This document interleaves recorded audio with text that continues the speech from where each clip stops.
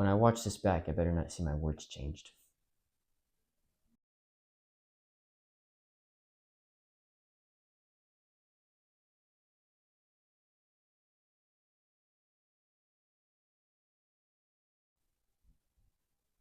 Known for the Adley Bear, my father, Marshall Adler, handed me the business just 3 years ago, and I've been in charge ever since. Although I've never asked about the business, but I wasn't really allowed to. Do you know who did the stabbing? I'd rather not discuss this topic right now.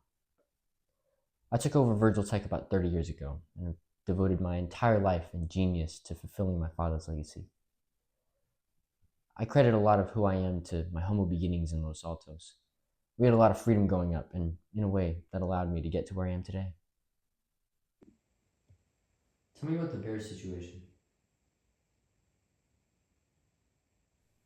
Well, it was my idea, and it was a genius idea.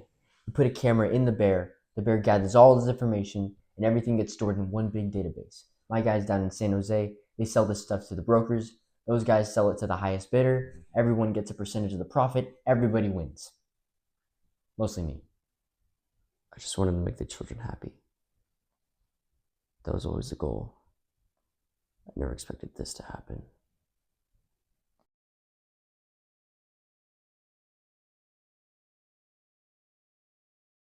When James found out, it was ugly. He has not been the same since then. Sometimes he'll forget to take his meds, and I'll catch him looking at me like a vulture looks at its next meal.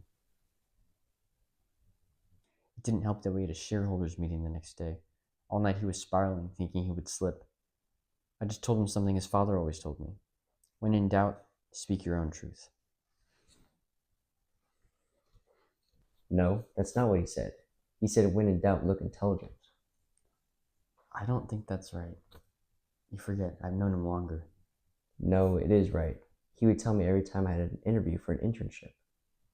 Well, if you're right, then you're not following his advice very well at the moment. Eventually, our cleaning guy found out and told the feds. We were indicted on a bunch of wiretapping and consumer protection charges. But we came out pretty unscathed, would you say? Mr. Adler? The sentence was 10 years, but my uncle was able to pay the bail. I think it was, what was it, James? Was it 10 million? 150 million. So a little off. Okay. But I think these people are making it a way bigger deal than it really is.